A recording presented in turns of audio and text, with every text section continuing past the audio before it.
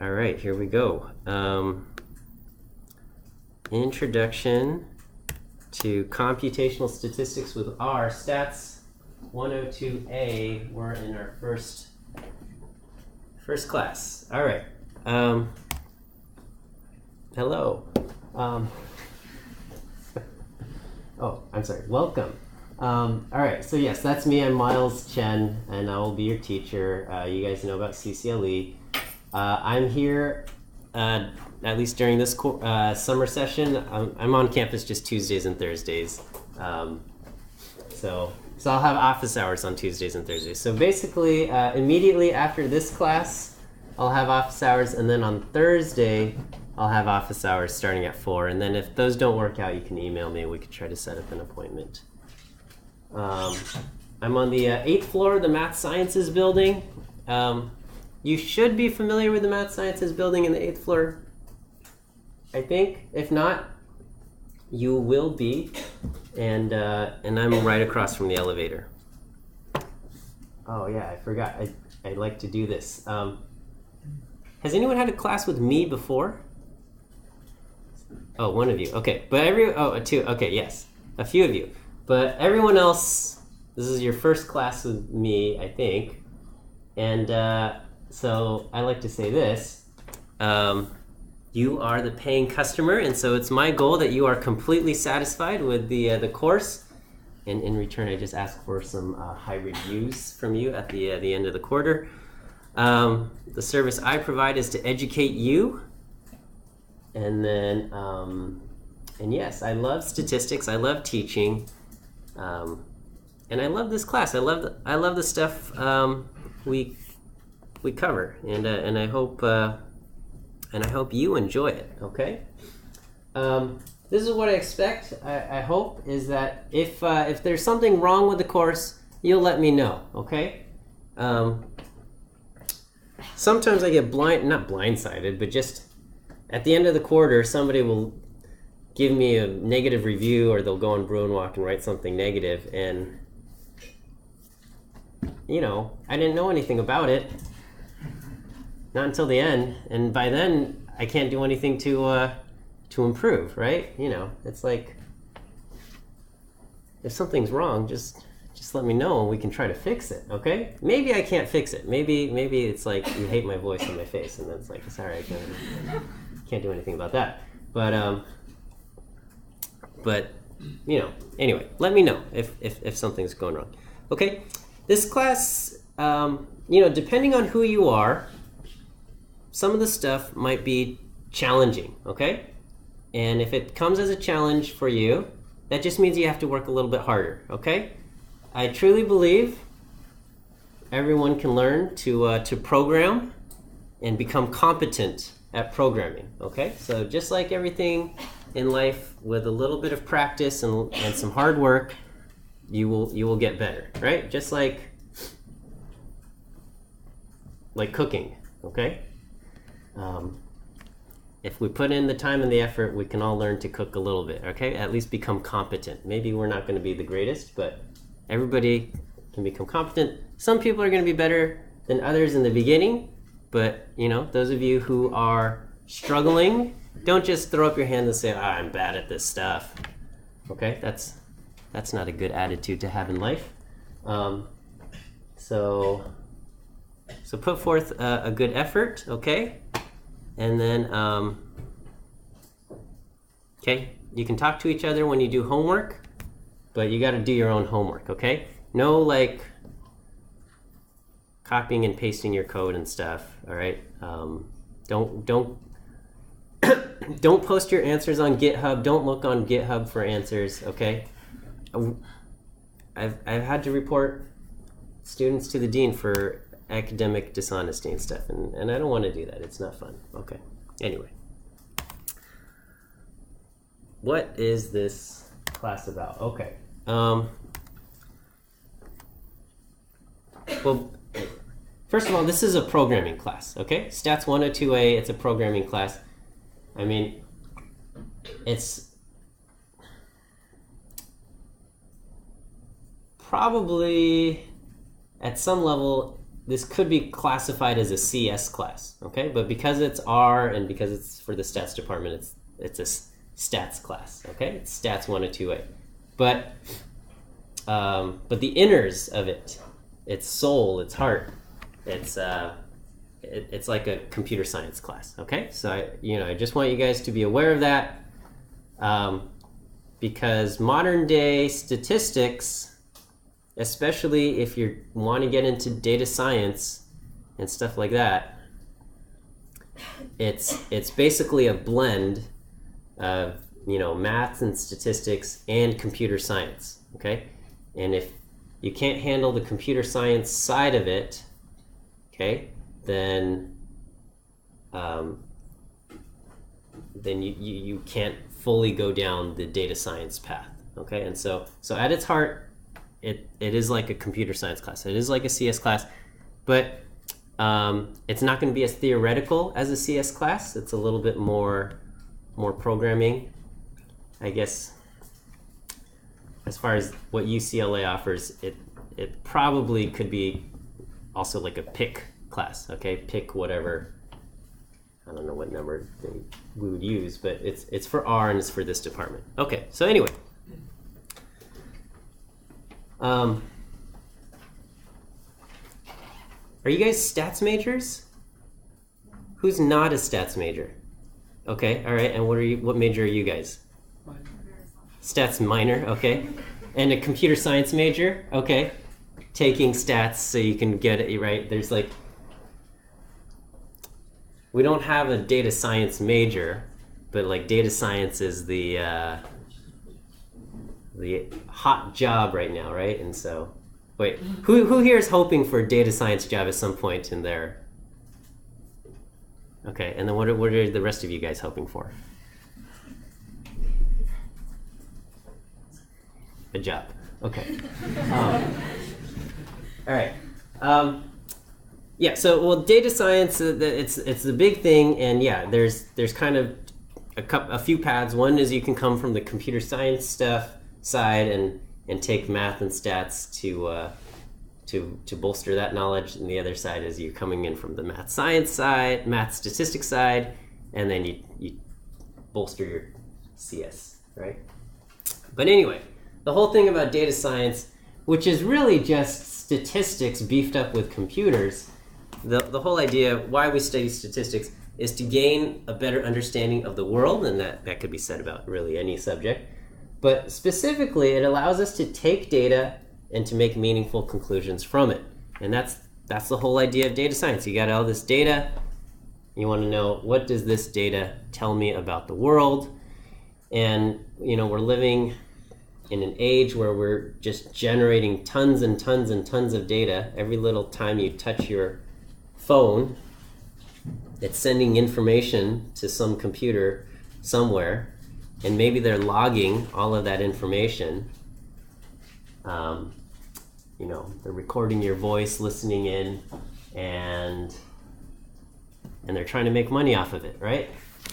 And that's what that's what we want. Okay. So in stats, in your like intro stat, did everyone here take stats 10 or introductory statistics? Anybody not take intro like stats 10 here? Stats 10, or at least did you take AP statistics somewhere? Okay, so everyone's taking that. Good. Okay, it's supposed to be a prereq, but sometimes people get through it. Okay. In stats 10 you do hypothesis tests and stuff, and the central question there is, could the results I have be a random fluke, or does it actually indicate something special is going on? You're testing your hypothesis, null hypothesis generally being this could have happened randomly. And this is what we do.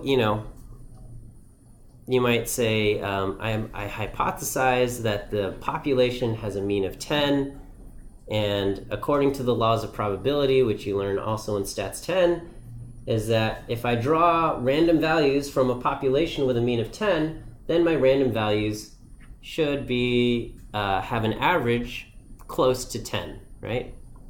Maybe you draw some random values and your average is 11.3.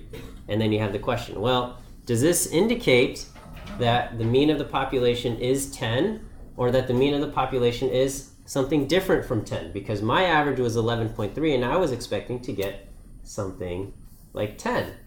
And, you know, you say, you studied the central limit theorem and you do that and you do the calculations, and maybe in this case you say there's a low probability, there's a small p-value that a random sample drawn from the population would produce a value of 11.3. Therefore, I believe my population, therefore that I do not believe that my sample came from a population with a mean of 10.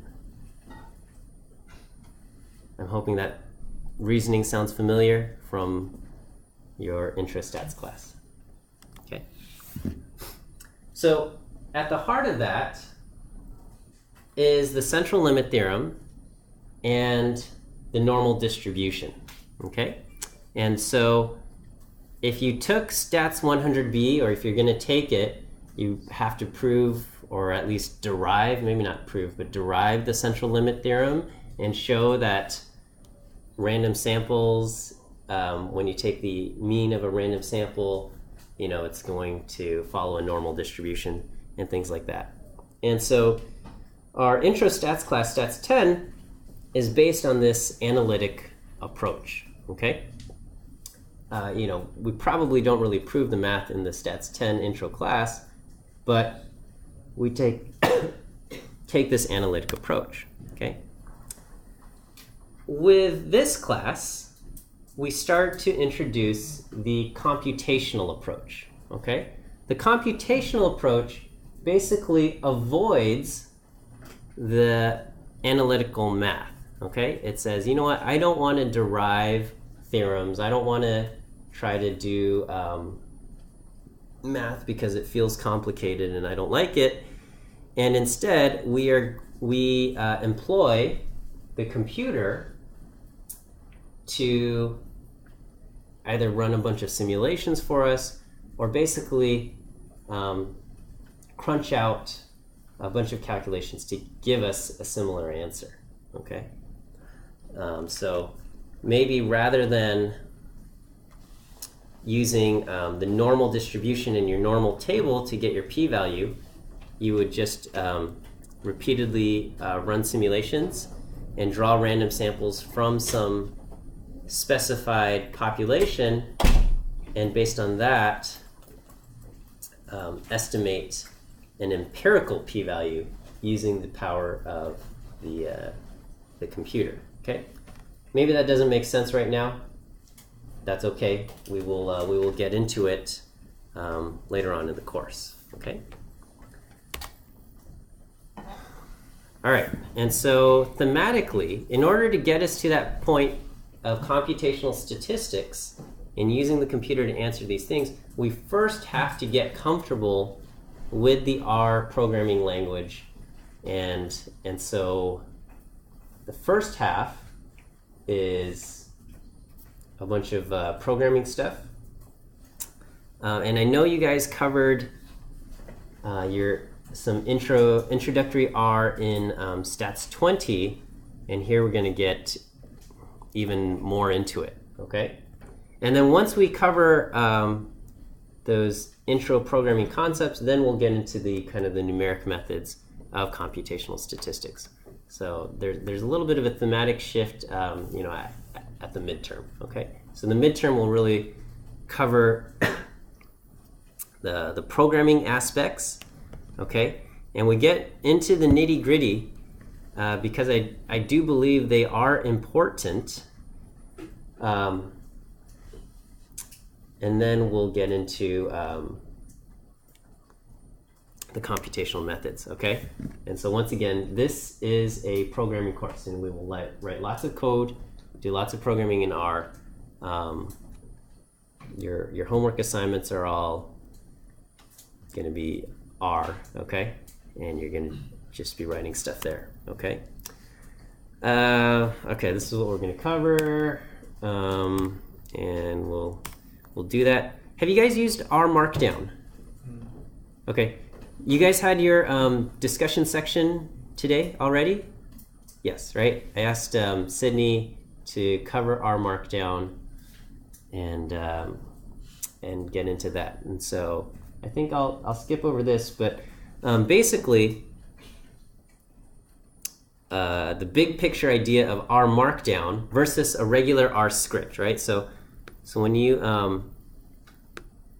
when you're in RStudio, you can create an R script, an R notebook, or R Markdown, okay? And notebooks are written in R Markdown, okay? A script is basically you're going to write a program here, and then with Markdown, Markdowns and notebooks are for presentation, okay? I don't feel like making one right now, okay? So if you can, if you're just trying to run a program, you're just trying to get a result, then an R script makes sense. In our case, with our homework assignments, you are presenting your findings and whatnot in the homework, and so you'll be writing them in R Markdown. In the homework, there's going to be different tasks. This first one is maybe not the best example, but in future homework assignments, you're going to be given different tasks, and it might make sense to code the solution to that problem in an R script, and then once you get the script working, copying and pasting that code into R Markdown, okay? Because while R Markdown produces beautiful results, every time you want to knit your Markdown document, the computer takes a long time. It's like it's got to generate the headers and all of this, and go, and you don't want to have to click knit every time you just make a small update in your code and you want to see how that changes it. So you'll probably want to work in an R script, which is a lot more responsive and agile, and then once you get that working, then copy that into R Markdown and make sure the results you get are the results you want, okay?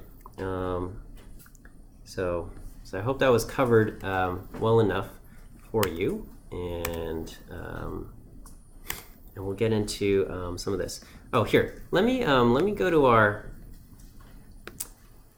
course website, and let me just show you your first homework assignment.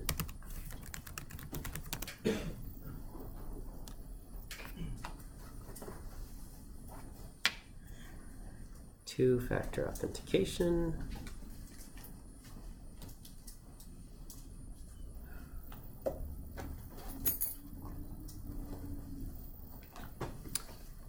Okay.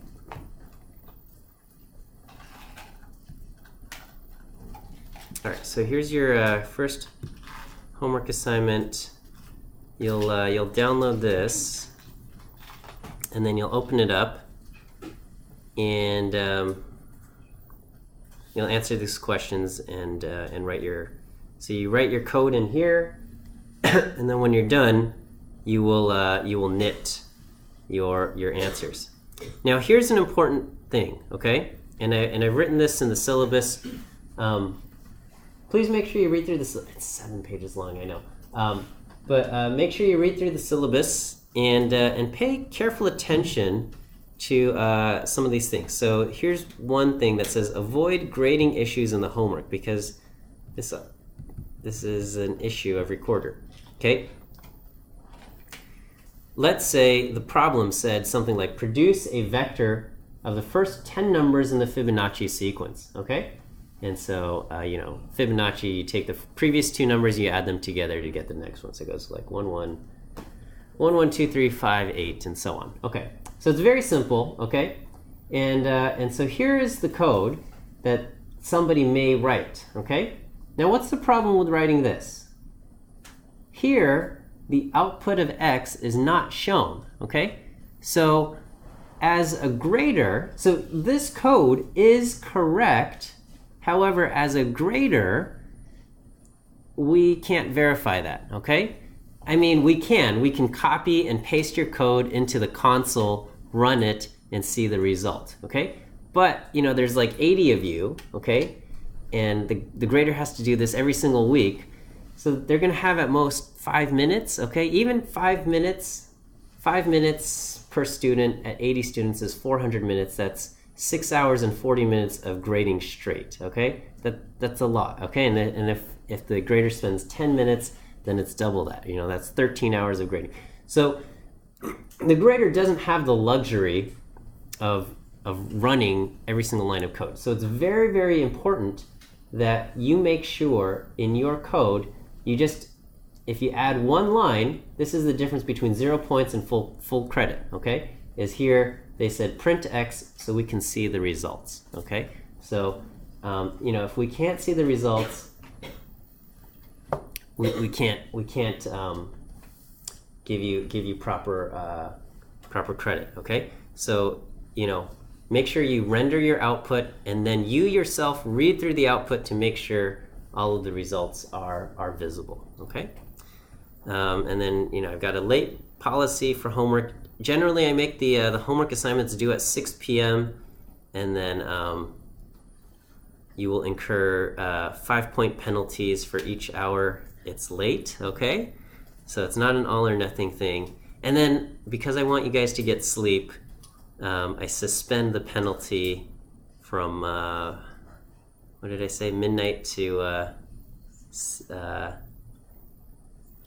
6 p.m. the following day, okay? So, I don't want you guys to stress out or anything. So just 6 p.m., okay, and then at 6 p.m. the following day. So if you don't get it in on the first day, basically you lose 30 points, and then if you get it in before 6 p.m. the following day, it's a 30-point penalty, and then it accumulates until 60 points. Okay, so anyway, there you go. And then if you have a legit reason for turning in your homework late, just provide some documentation. Submit the documentation with the homework, okay? And that allows the grader to know, okay? If you send it directly to me, because I'm not the one grading your homework, right? If you send it to me, I will have sympathy for your emergency or situation, and 95% of you will not have any issues during the quarter, but some of you will, because life is complicated, and in those cases, I want to extend some grace to you guys, but because I'm not the one making the grades,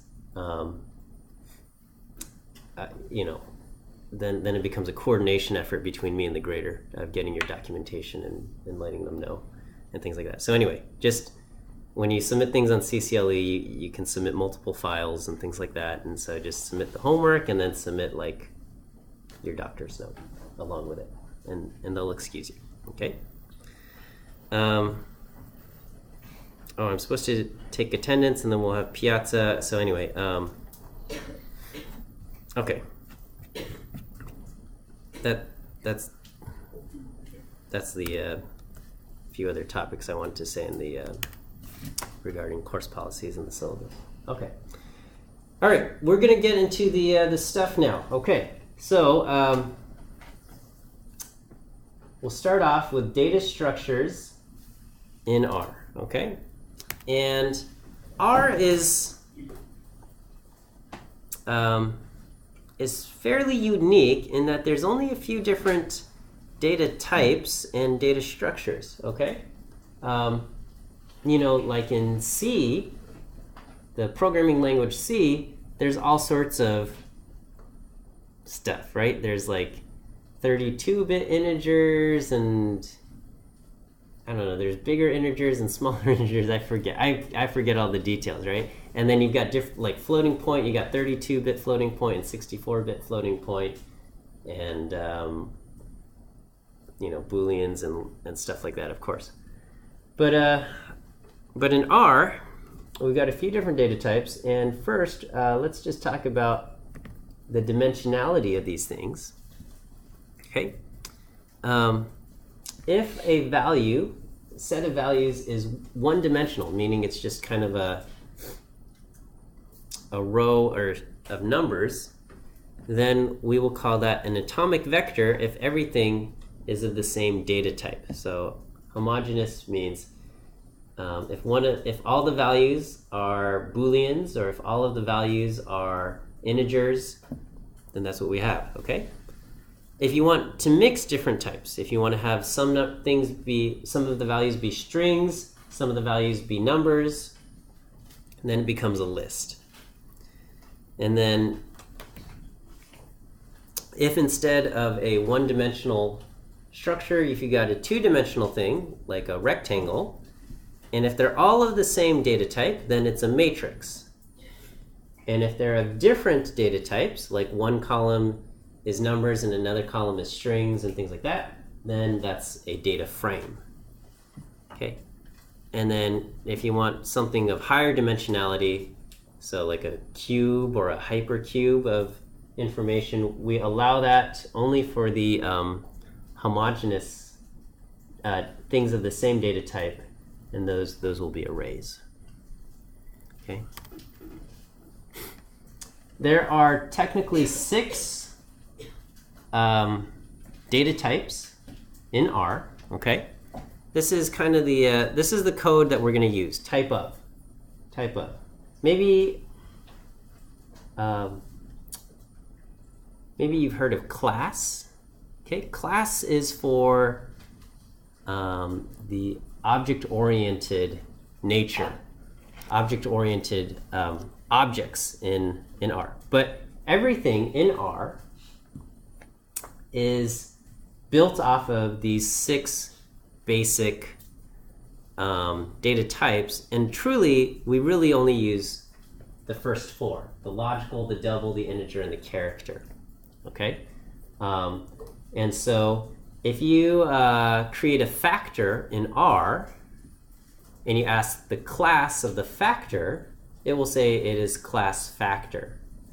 But the factor class is built on top of an integer vector. Okay, so everything in R is built out of these basic data types. Okay, at least all data things. Okay, and so the logicals, those are your true false vectors. Okay, true and false. Doubles, double is for anything with a decimal point. Okay, there's only one. R only supports one kind of floating point thing, and it's type double. Okay, other languages you can have 32-bit floating point numbers, 64-bit floating point numbers, you know, other levels of precision, like single precision, double precision. R only supports one kind, the double floating point, and that's going to be type double. Okay, integers, there's only one kind of integer. So if you're coming from another language, you might have 16-bit integers and 32-bit integers and stuff like that. R doesn't support that. R only supports one integer type. Okay, and there's really only 4, and then there's characters, right? And there's only 4 data types that we really make use of. Okay, and then there's complex numbers and raw numbers and raw data. But this is what we have. Okay, and you figure all of this out using type of. Okay.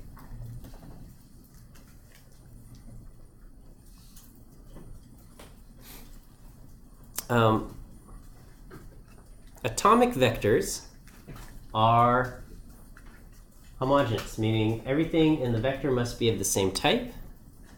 And so if we create a logical vector, this will contain values true or false. Okay, and in R, the Boolean values are true in all caps or false in all caps. Okay, and these are reserved words, and they will always have its value true and its value false. Okay, you can't say I want to create a variable called true and store values in it. Okay, that's not allowed. Okay, we have shorthand, and you can use capital T and you can use capital F. Okay, and if you use capital T or capital F, R will convert these into true. Okay, but T and F are not reserved words, and so you can store values into a variable called capital T, and then that could then cause problems later on, okay? So, you know, if you store a number like 0 into capital T, like times 0, T equals 0, and then you try to use that later on in a true-false statement if something is true or something like that is equal to T, equals T, then that will produce unexpected results. So I strongly recommend always typing out true and false in all caps if you want the logical values, okay? And then if you ask, you know, what is the type of this? It's going to say it's a logical vector, okay? This is a vector of length 1. You can create another vector. You guys are familiar with the creation of vectors using C, correct? I'm assuming you guys all took Stats 20 and you've seen some of this stuff before, but is that not the case for anybody? Okay, so we're all good. And so if you create a vector, you know, false, false, false, and you say, what's this type? It's going to say logical as well. So these are logical, right? We got characters. You got to put them into quotes, right? Either single quotes or double quotes. As long as the beginning and closing quote are the same kind, then it will say this is a character type. Okay, double, anything with a decimal will necessarily be double. Okay, and this is the default numeric type. So when you just create a number, if you just create the number 4 in R is going to store the number 4 as a floating point number, type double. And so if you say, what is the type of 4? This is going to be type double. Okay, this is different from like Python or something like that. Okay, and so if you create a vector of 1, 2, 3, that's going to be type double. Okay. On the other hand, we have integers. Okay, and if you want integers, if you want to specify that, you can use an L. 1L will be the number 1, but integer type. And if you use colon for the shorthand of creating kind of a sequence, that's also going to be integer type. Okay? So for example, so if I have 1 here, this is the value 1, and if I do 1L, they look like they're the same, okay? But if I ask identical 1 and, okay, these are not the same, right? So if I say x is 1 and y is equal to integer, type of x is double, type of y is going to be integer, and so if I ask is x and y, are they identical, they're going to say false. But if I say is x equal to y, it does some coercion, and it will say the double value, the floating point value 1 does have the same value as the integer value 1, and things like that. Okay? Yes, question? Do you care if we use the arrow or the equal sign operator? I don't care. Okay? R developed out of the language S, which used the arrow, but then they said, you know what, people like using equal signs, and so they added support for equals. So, but yeah, probably I probably end up using the arrow in general, but yeah, okay. Is this okay? And so, like if I say W is 1 through 5, and V is 1, 2, 3, 4, 5. Okay, W and V, they look the same, but again, type of W is integer, type of V is double. Now, you might not care. You might say 1, 2, 3, 4, 5, 1, 2, 3, 4, 5. That looks like the same for me, okay? And R is very forgiving, and it lets you just, it will convert types for you on the fly. It coerces them, okay? But has anyone written stuff in C? Okay, if you've written stuff in C, C is a strongly typed language, and you know that, well, you will quickly learn that if you try to store a decimal value into something that's declared as an integer, it's going to cause issues. Okay, it will not behave the way you intended, and so anyway, but R is just like, let's do whatever. Okay, all right. So you've got the C function for combining things. Okay, and that's it works like this. You can nest, combine inside, and it just flattens everything out. Okay. Type of will tell you what it is. Okay, it'll return a character vector of what kind of thing it is. And then you can also ask, is it character, logical, or double, or whatever. Okay. And is numeric will return true for double and integer values. We can, I guess we can do this quiz. Okay. So what are the answers? Is it true or false? You're gonna have 4 answers. Just think of your answers yourself.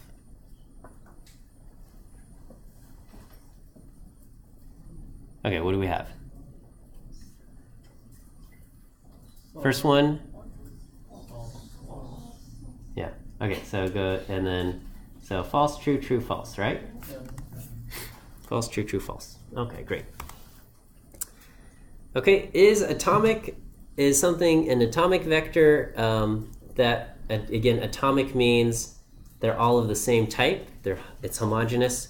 Is vector is going to return true for atomic vectors and lists. Okay, now we don't often think of lists as vectors, and whenever I use the word vector, I'm generally referring to an atomic vector, but is vector will return true for vectors and lists. So R does the thing called coercion. It's a dynamically typed language, which means if you start mixing things together, if you put in an integer, combine it with a type double, a floating point number, R will just coerce the integer into type double. So it's going to say, oh, you gave me the number 1 with the number 1.2. Let's just turn this into something with a decimal, 1.0. Okay? I mean, it's stored as 1. Okay? Or, here's the number 1 and the string hello. Okay? They're different types, but it's going to just say, okay, I'm going to just coerce the number 1 into a string. Now it's a string. Okay? So this doesn't have, it's not integer or double anymore. Okay? Over here we got false along with an integer, and so it coerces the false into an integer, which will take on the value 0. Okay? And so what it does is it looks at the least restrictive form, okay, which will be the character, at least for these 4. So it goes logical to integer to double to character. It looks at the least restrictive form, and then it converts everything to that. Okay, so here I've got a logical vector L, an integer I, double D, and character CH. Why did I call this CH rather than C?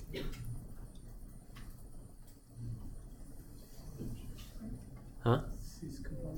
Because C is the function for combine, right? So, okay, so if you say combine the logical, the integer, and the double, it's going to say, okay, of those, the least restrictive is double, so it's going to convert everything to double, so the logicals get converted into type double. Okay. Whereas if I did the logical, the double, and the character, it's going to say least restrictive is character, and it just coerces the trues and falses to characters there. Okay. So it's the characters true and false and things like that. Okay. Is that good? Okay.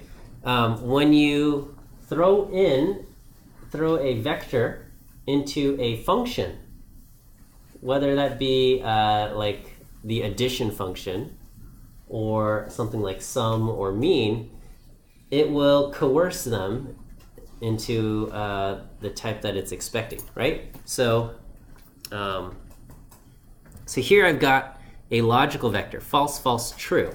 And if I coerce it into a numeric thing, it's going to go 0, 0, 1, which means if I take x and I just throw it into the function sum, everything gets converted into zeros and ones and it adds up to 1. And if I say throw it into mean, it's going to say, okay, they add up to 1 and you've got a total of 3 numbers, so it gives me 0.33, okay? Which is very handy because it allows you to calculate the proportion of true in some kind of logical vector without you having to convert types, okay? So this is very handy. You can just have a logical vector, a logical test that's going to produce back a you know, a logical vector and throw that into mean. So so for example, are you guys familiar with generating random uniform numbers in R using RUnif? For right, so if you say RUnif 10, this will give you 10 random uniform numbers. So and are you familiar with setting a seed? Okay, so setting a seed allows you to generate random numbers, and then if you set the seed again, use the same seed, when you ask for it to generate random numbers, it will generate the same random numbers. Okay. So anyway, so I'm going to just set a seed, and then I'm going to just say z is equal to RUnif. So these are my values z, and I can just do is z greater than 0.7. Okay, and that's going to be return back falses and true. But I can just say, what's the mean of z greater than 0.7? And it will say, you know, coincidentally, 30%, 3 out of the 10 are greater than 0.7. Okay. So, you know, this is very convenient, the coercion. Okay, happens automatically, or at least it tries its best, right? You can also explicitly coerce things. You can say, give this to me as a logical, as a character, as an integer, okay? So, so logical will take any value that's not 0 and turn it into true, okay? So as dot logical 5 will be true, as dot logical negative 2 is also true, negative 1. Okay, the only thing that isn't is going to be false. Okay. Character just puts quotes around it. As dot integer truncates. So if I do 3.9, it's going to just chop that. It's not a rounding. It just truncates. Just throws away the the decimal part. Okay. Numeric coerces things. If you give it, if you do as double and you give it a number in quotes, then it'll do its best. As dot double 3.4, that's fine. I think it can even handle some white space, but I think if you do this, it says I don't know what I'm doing. Okay. And then, you know, obviously it doesn't understand English. So, I mean, or other languages, okay? That's not going to work either, okay?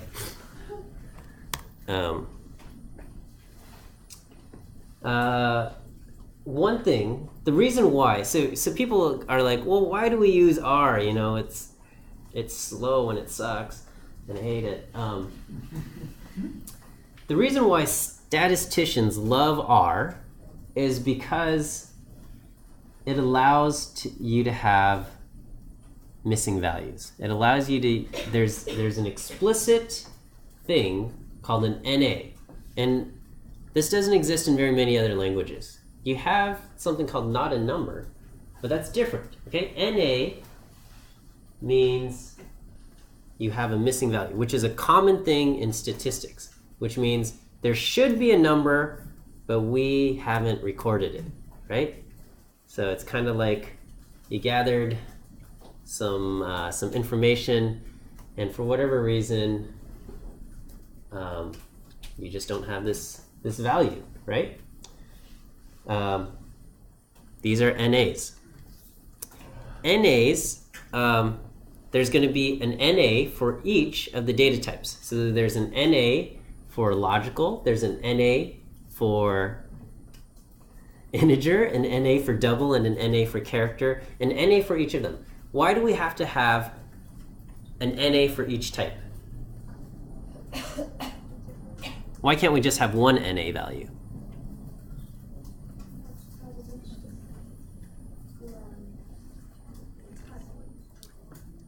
It's to preserve the atomic vector property, right? The atomic vector says everything in this vector has to be the same type, okay? So if there was a separate NA thing, then when we try to mix that in to a vector that's integers, it's going to have problems, okay? So we have a NA for integers so that you can have an integer vector that remains completely an integer vector even though it's got a missing value.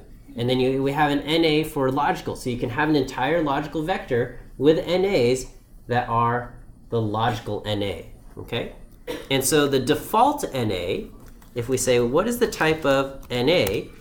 The default type for NA is logical. But this allows you to then create a vector, 1, 2, 3, NA, 5, okay? And it looks like this. And we can say, what's the type of X? It's double. And I can say, you know, what is the fourth value in X? It's NA. And I can say, what is the type of this fourth value of X? It's type double, okay? And that's because there's actually, if I hit NA underscore, we can see we've got the different kinds. NA is the logical one. Of course, R just has terrible naming. It should be NA double. That would make sense, but they call it NA real. And then we've got NA integer for the integers, and then NA character for that, right? And then so you can see what would happen if I have y is a vector of true and false. This type of y is logical. But if I take this and I say I want to throw in the integer NA, what's it going to do? It's going to coerce the trues and falses into integers, okay? And then so if we say what is type of y, it's going to be that. Whereas if I did z is true, false, and NA, it's going to use the default thing, and it will leave it as logical.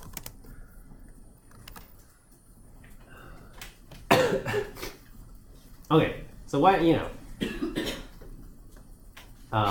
this feels really nitpicky. I know some of you guys are thinking this feels really nitpicky. It kind of is, but it's also what makes R special, that we have NAs for each data type, and we are able to represent missing values in each of these things. And so here's my true-false thing, right? So what would happen if I say, what's the mean of Z?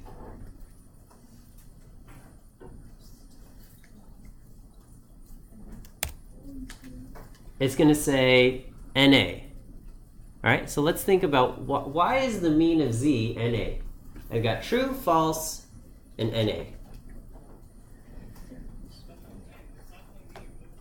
Okay, what this is we can say, let's say we have 3 people, okay? And we know the first person is a student, the second person is not a student, and the third person, we don't know. Okay, we haven't asked the question. So I say, what's the proportion of students in my group of 3? And what's your answer? The answer is I don't know. I can't tell you unless I find out what the third person is. And that's what's happening here. Okay?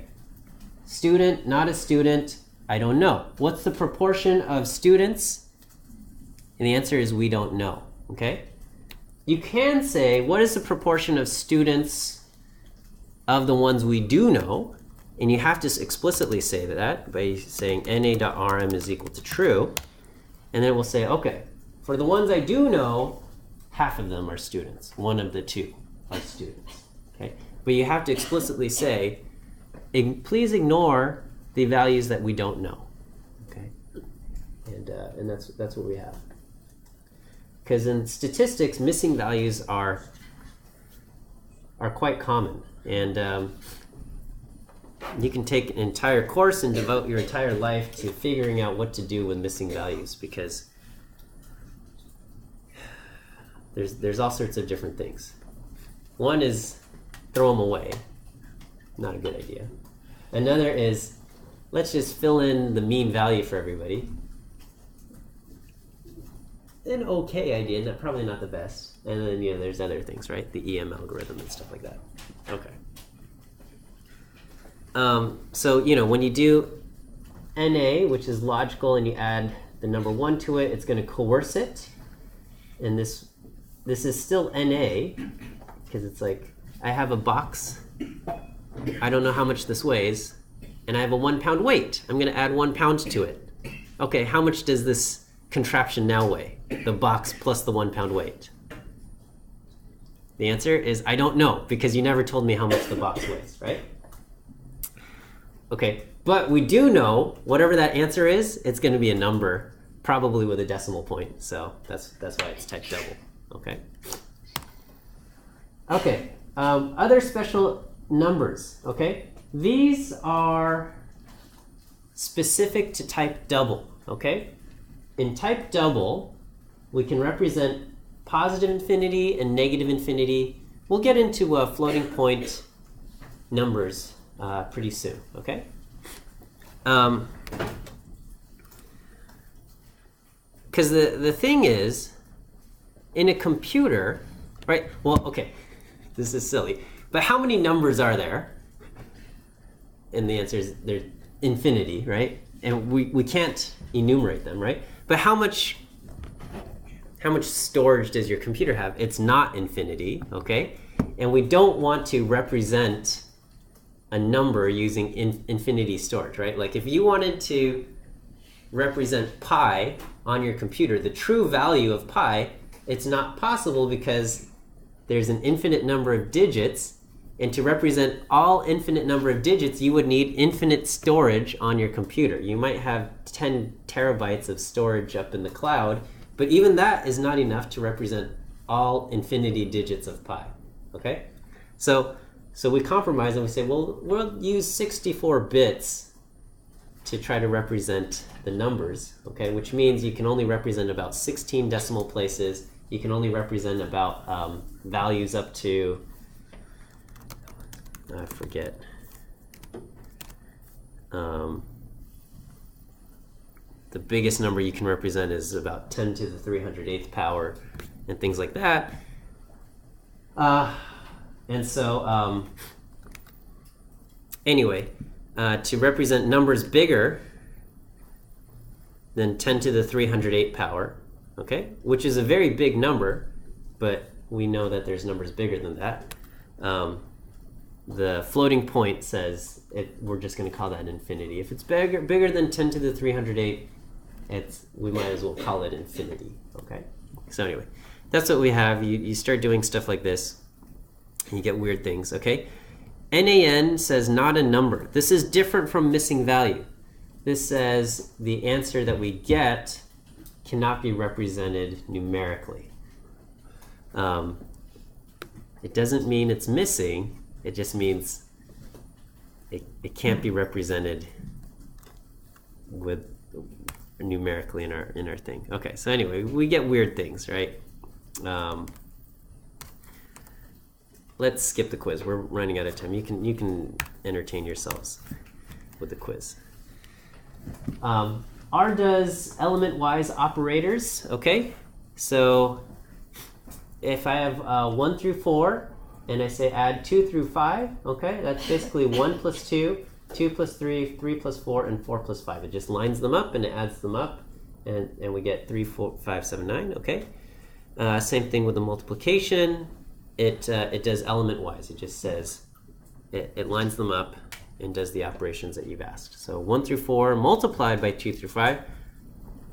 Start off with 1 times 2 and then get to 4 times 5.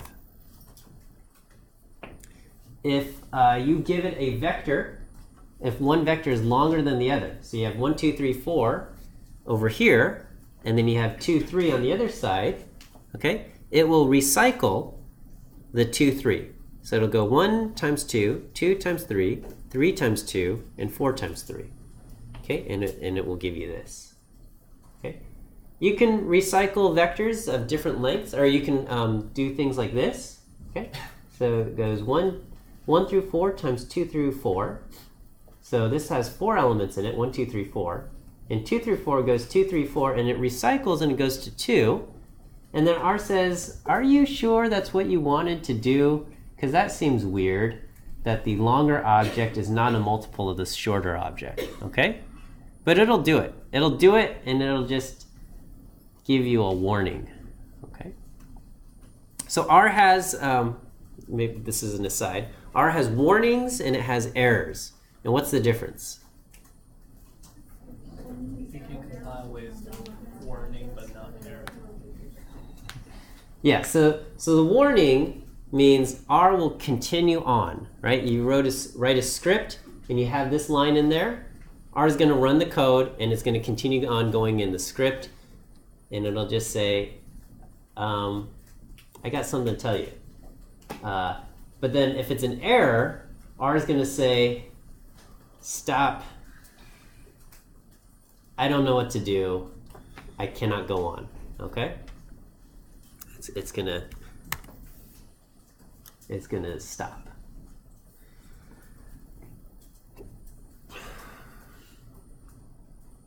Okay, now we can talk about lists.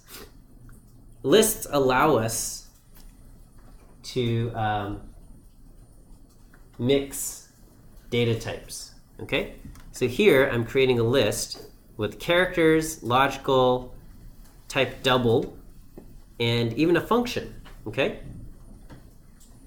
Okay.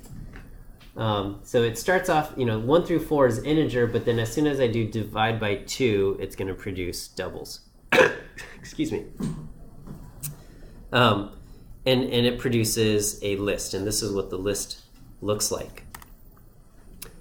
If you ask, what is the structure of this thing, it's going to say it's a list of 4, where the first thing is a character, and then the second thing is a logical values, and then numeric values, which should say double, but it says numeric because R likes to change things up on us.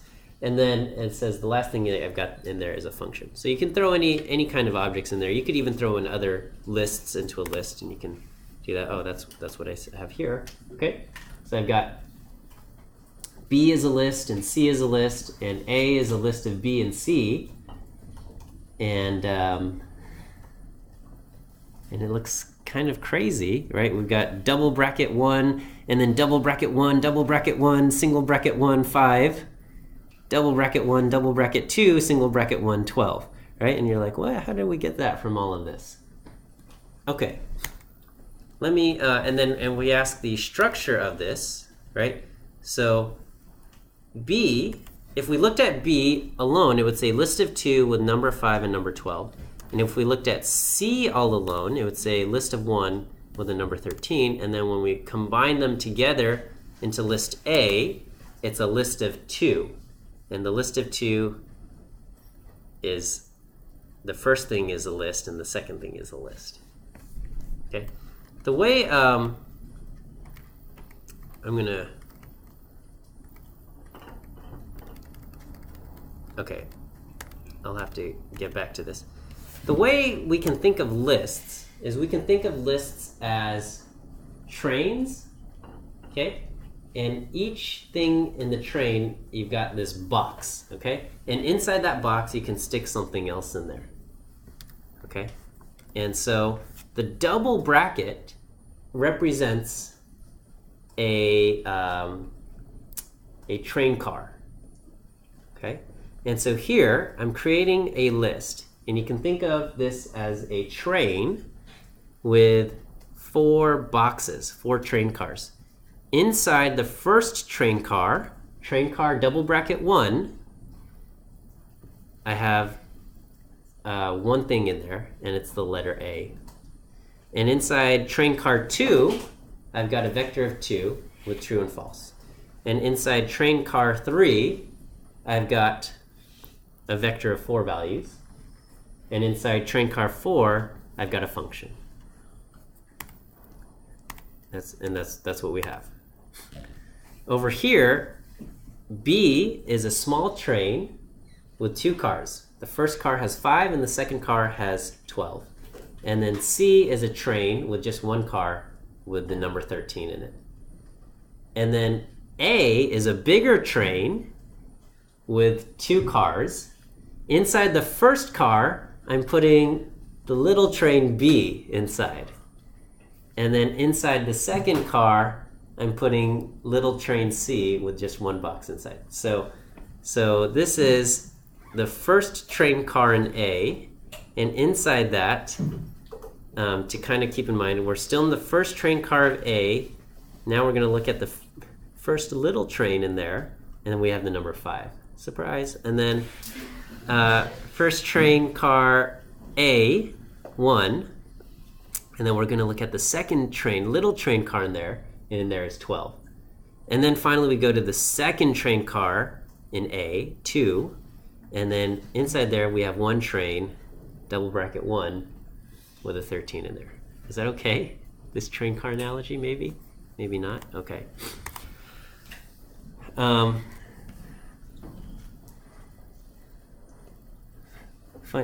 Some funny stuff happens here, okay? All right. Here I'm saying, okay, let's, I've got list 1, 2. This is a train with 2 cars, 1 and 2. And then over here, I've got the numbers 3 and 4 in a vector. And we say, all right, let's box this up in a list, okay? And this says, okay, well, I'll put the first thing, I'll put your little train into this first train car, and then the second train car, I'm going to put 3 and 4. Over here, I've got a train with box 1, first box, and a second box. And then over here, I've got another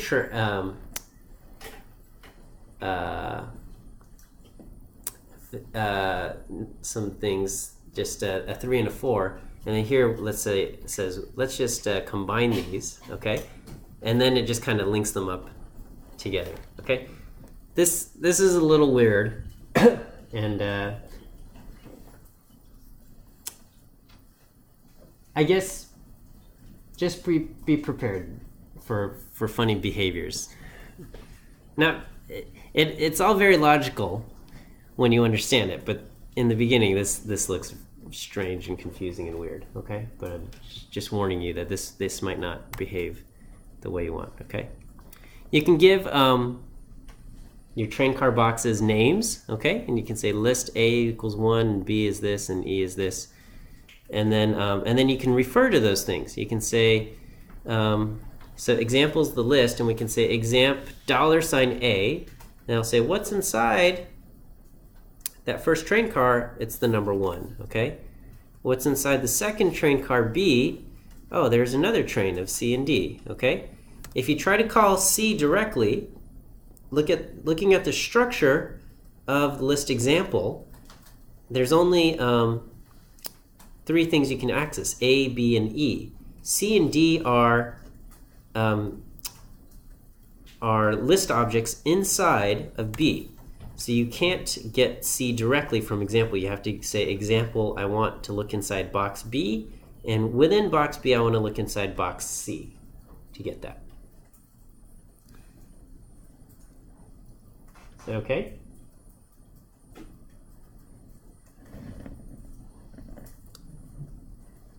my recommendation is, I'll post up these lecture notes, is to go through these notes and just kind of play around with lists and modify and see, try to say like, okay, what if I type in this thing? What is it going to return? Okay, just play around with the list behaviors. Okay, so we've covered atomic vectors, we've covered lists, and we can also throw in attributes. Okay, so attributes are lists that get attached to an object, okay? And you can throw in any information you want into an attribute, okay? You can store, the story of your life and stuff. It's going to get put into a list and like stapled on to the object, okay? The most important attributes are most importantly used for classes, names, and dimensions. These are probably the most important ones, and they get treated special. But technically, attributes are just a list, and you can throw in anything you want in there. Okay, and we look at the attributes using the attr and attributes function. So here I'm creating a vector x, and I'm naming, and it's going to be a type double vector of 1, 2, 3 with the names L, M, and N. Okay, and we ask, okay, what are the attributes of x? Well, when we look at it, the attributes of x is a list with one thing in that list. It's something called names, and it contains the vector L, M, and N. Okay, so we say, what's the structure of this? And it says it's a list of 1 names. We can also access the attributes, saying attr of x, names, and things like that. Okay, so this is just the attributes of x is a list, and it stores the names L, M, and N as a character vector that's attached to the numbers 1, 2, and 3, right? So let me just kind of demo this. So if I say x is L is 1, M is 2, and N is 3, okay? X looks like this, but type of x is this, and if I say x plus 4, it's not adding 4 to the things, right? It just says, adds them to 5, 6, and 7. Why does it add 4 to all of them? It's recycling the 4, okay? The 4 gets recycled across all of these things. Okay, so we have this. And then again, yeah, the attributes of x are the names, and I could say attributes of x names, and it's just a character vector. It's just a character vector. Okay. You can just make up additional attributes. So here we're going to say, let's create an attribute called my attribute, and we're saying this is a vector, and that gets attached to it. Okay. Most attributes are lost when the vector is modified. The only attributes that are not lost are the names of the dimension and the class. Okay, and you can access those those attributes directly using these functions. Okay, so you can say names x instead of saying attribute x names and things like that. Okay, so we can ask, what are the attributes of x? However, when we modify x and subset it, the additional attribute that we made up gets lost, and it just keeps the name attribute. All right, you can set names by right when you create it. Probably this is probably the most common way that I would go about this. Is you create a vector 1 through 5, and you say, what are the names of x? Right now there are no names, but you can say names of x. I want to use the first 5 letters, okay?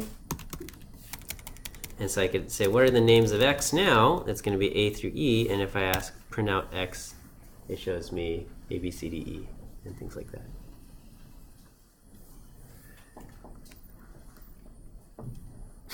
Okay. You can also use something like set names and things like that. Okay. Names don't have to be unique, but they're most useful when the names are unique. Okay. And if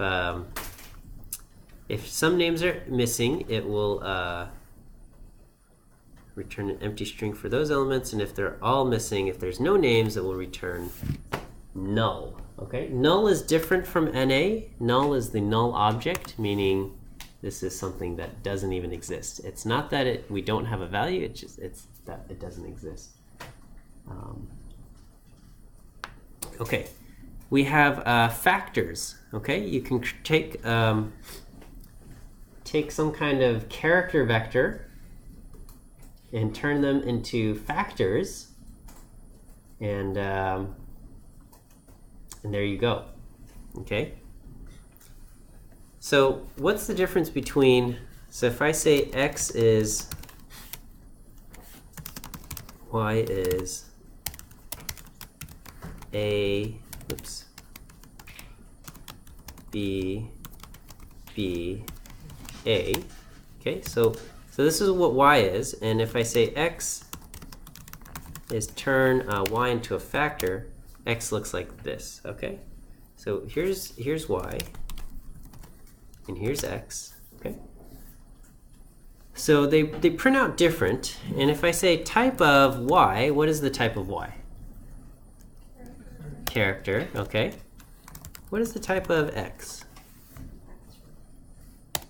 It's integer. Okay, so type of, again, there's the 4 basic data types, and everything's built out of these things. Okay, if we ask for the class of y is character, and the class of x is going to be a factor. Okay, what's going on here, right? So everything in R is built out of those 4 data types, and when you ask for the type of, it will give you its data type. But then you can obviously, x doesn't look like integers, but R is telling me that it's integers, okay? What's going on is that it's a factor, and in the object-oriented system, it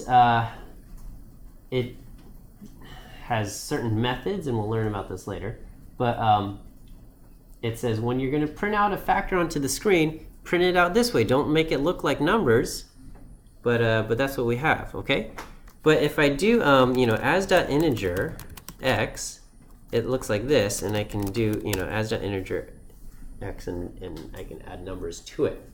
But again, x looks like a factor, but underneath it all, it's still an integer vector.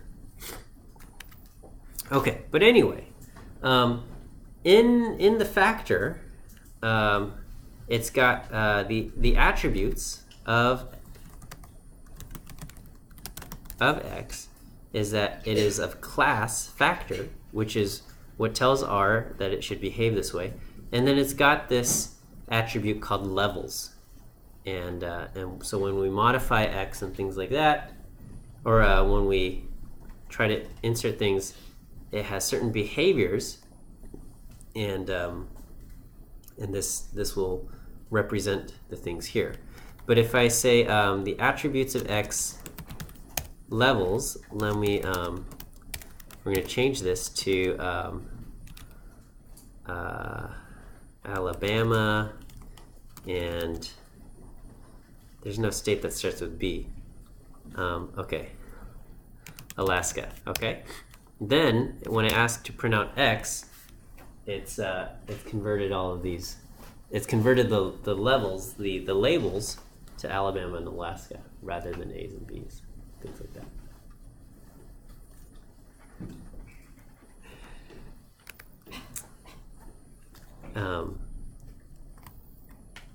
Okay, so the factor again is an integer, and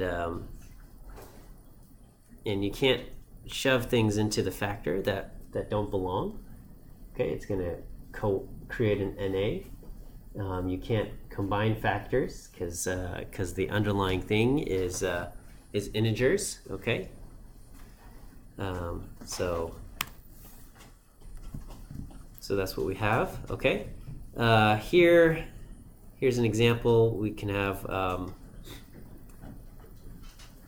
from vector stored as sex, and then when you create the table, it's going to say you've got 3 m's. But if you say it's a factor and we're expecting m's and f's, and you create a table, it'll say you've got 3 m's and 0 f's. Okay? Maybe we should say we're expecting non-conforming.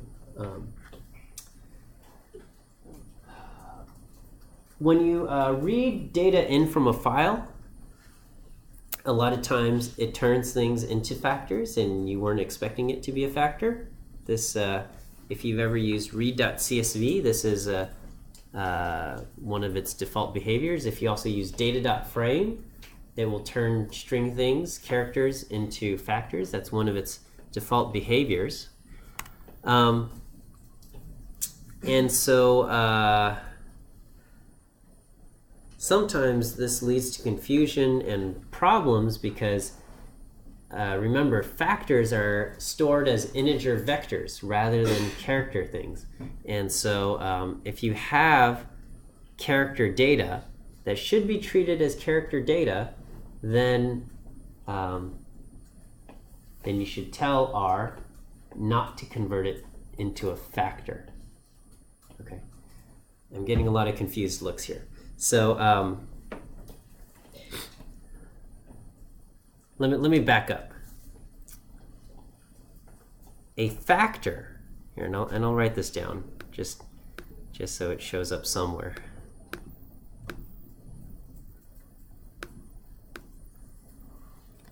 Okay, a factor is used for categorical data. Okay, so this is something like you are going to you're taking people's information and you're going to categorize them into students versus non-students. Okay, and so the type of person can either be a student or a non-student, right? You go to Ackerman and they ask you, you're buying a burrito, and they say, "Are you a student here?" And you say yes or no. That's what a factor is used for, okay? However, if you're recording a person's name, is name a categorical variable or what? Not really, okay? The name is, it's like an identifier or it's something unique. It's not really a categorical variable. And so we wouldn't categorize people based on their name so much, okay? We would, if your name is Amanda, then we're not going to say, okay, you belong in the category Amanda, okay? And we would say, okay, and over here, this is the list of approved name categories, and you have a weird name, so you don't exist here, okay? Or we would have to continue to expand the list of categories of names, which doesn't make sense, okay? So we should just treat names as character data, okay? And that's what this is. This slide over here is saying, okay? It's saying if you are expecting certain categories, student versus non-student, or whatever, gender or something like that, then it makes sense to have designated categories, okay? But if you are not going to have categorical data, then it doesn't make sense to try to store it as a factor. And when R was designed back in the day, we didn't do a whole lot of stuff with string data. That was like very complex. We didn't do things like natural language processing and stuff. And so this is something that has carried on from the foundation of the language, is that when it saw strings, it expected these to only be things like categories. It would be things like, oh, the person had brown hair or black hair or blonde hair, and they expected this to be a category, rather than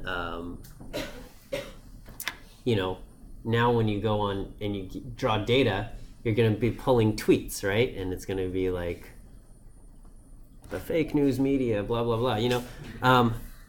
And it's got all of this information, but it's not a category. It's just string data, and so you don't want to convert those into factors. Okay. If it's categorical data, sure, turn them into factors. Okay. This kind of reiterates all of that. Okay, 2:30. We got about 20 minutes. I've gotten through about 70 slides, and I guess I threw in 150 just for good measure here. All right, we'll get through what I can, and then we'll continue on Thursday. We've got, there's a lot of stuff to cover this week. I've also posted up a homework that you guys can start getting used to. This week's homework is a little bit more theoretical in terms of how asking you nitpicky things about the language. Okay, matrices and arrays. So now we are moving to two-dimensional things. Okay, so before we looked at the vectors and we looked at lists, which were one-dimensional things. Okay. Homogeneous data types, or a train car of like different data types. Okay. Now we're looking at matrices, which is going to be a rectangle, or an array, which is, these are basically rectangles of data. Okay. And so a matrix is an atomic vector, meaning everything in the matrix is the same data type. Okay. But what differentiates a matrix from a regular atomic vector is that it has a dimension attribute. Okay? If you take an atomic vector and you just add a dimension attribute, it will convert it into a matrix. Okay? And R is kind of optimized to be able to do lots of matrix calculations. Okay? So you can take a rectangle of data and you can, ask it to do all sorts of calculations, and R handles matrices quite well. Okay. So here you can specify matrix. You give it a vector, the values 1 through 6, and you say, I need 3 columns. Okay. And 2 rows. R is going to figure out the number of rows if you don't specify, or if you specify one or the other, it'll say, well, I've got to make a rectangle, and it will fill it out. Okay, and so it goes 1, 2, 3, 4, 5, 6. Okay, it fills it out column-wise. And this is what we have.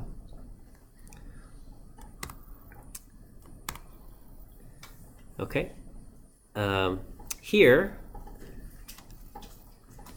we have the we're going to do something similar, but with an array. This is, rather than a two-dimensional structure, now we're making a cube or a prism, a block of things. Okay, so you have rows, columns, and I guess layers. Okay, and so it says I want 2 rows, 3 columns, and 2 layers. Okay, and then so if we take 1 through 12, it goes column-wise, then the rows, and then layers. Okay, so it goes 1, 2, 3, 4, 5, 6, 7, 8, 9, 10, 11, 12. 2 rows, 3 columns, 2 layers. Okay, here I've got a vector, the values 1 through 6. Okay, this is just a regular atomic vector. If I say, let's throw in dimensions to this, I want 3 rows, 2 columns, then it modifies it and it becomes a matrix. 3 rows, 2 columns, 1, 2, 3, 4, 5, 6. Or you can, so C is this matrix now, okay? That's 3 rows, 2 columns. And you can say, you know what? Change those dimensions to 2 by 3. Okay? And it just rearranges everything. 1, 2, 3, 4, 5, 6. Okay? Whereas you had length for an atomic vector, you can now have number of rows and number of columns. And then, and now we also have names for atomic vectors. You can have row names and column names. And they show up for dim names, a list of character vectors for the arrays. Okay, so here's A. It's 1, 2, 3, 4, 5, 6, and we can assign it row names A and B and column names A, B, and C, and then now we have row names and column names. Okay, the length of A is 6 because that's the kind of the underlying atomic vector. But then there's 2 rows and 2 columns is what and 3 columns is what that says. If we look at B, our array of 2 rows, 3 columns, and 2 layers, the total length is 12. The dimensions are 2, 3, and 2. And then you can apply, you can give it a list of dimension names, and it will go this way, okay? 1, 2 for the rows, A, B, C for the columns, and capital A, capital B for the layers. Okay, you can combine matrices. So C allows you to combine vectors, atomic vectors. It joins them together. C bind and R bind are used for matrices. C bind binds them column-wise. R bind binds them row-wise. Okay, and then you can transpose a matrix with T. And then you can always ask, is it a matrix or not? Okay. So if you take A and you bind it column-wise with A, it just glues them together like this. If you do R bind, it glues them together like that. Okay? Glues them on top of each other. Okay? Oops. You can have a one-dimensional matrix and array, but they are different from vectors, right? So over here, let's say we have x is 1 through 5, and y will be a matrix 1 through 5 with number of rows equal to 1. Okay, so x looks like this and y looks like this. So other than just the way it appears different, what's a difference between x and y? Where else would I see a distinct difference? Like, how does R know that X should be printed like this, and how does R know that Y should be printed like this on the screen? The dimensions, right? What will the dimensions of Y be? Dimensions of Y will be 1, 5. What are the dimensions of X? Dimensions of X is null, okay? X has no dimension attribute. That's why R knows it's an atomic vector. Y has a dimension attribute of 1, 5, and that's why it knows it's a matrix, okay? If I say, what are the attributes? Attributes of X? There are no attributes of X. What are the attributes of Y? The dimensions. And that's it. That's all that separates what X and Y are. Okay? Because if I ask type of X, integer, type of Y, integer. Okay? Class X, integer, class Y, it recognizes that it's a matrix because of the dimension attribute.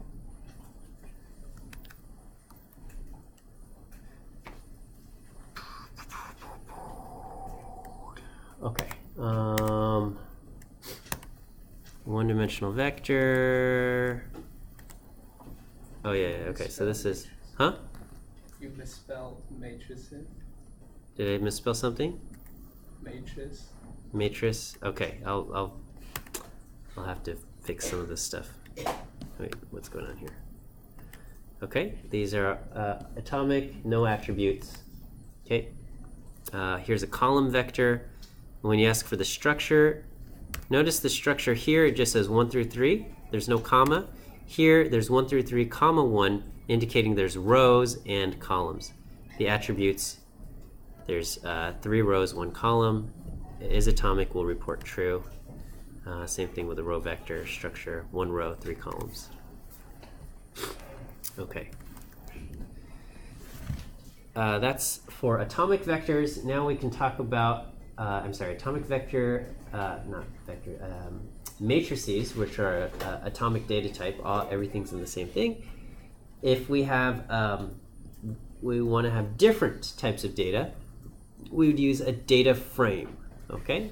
A data frame would allow one column to be numbers, another column to be logical values, another column to be strings and characters and things like that. You can have different data types. The way a data frame is stored inside R is that it is a list. It's a list. Basically, each train in the list is one of the columns, okay? But there's a requirement for it to be a data frame that works. Each column has to be of the same length, okay? Otherwise, the data frame won't allow you to be constructed, okay?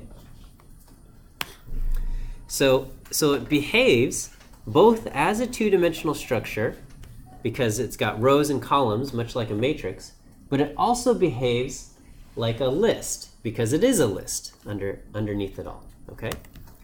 So here I'm creating a very simple data frame, okay?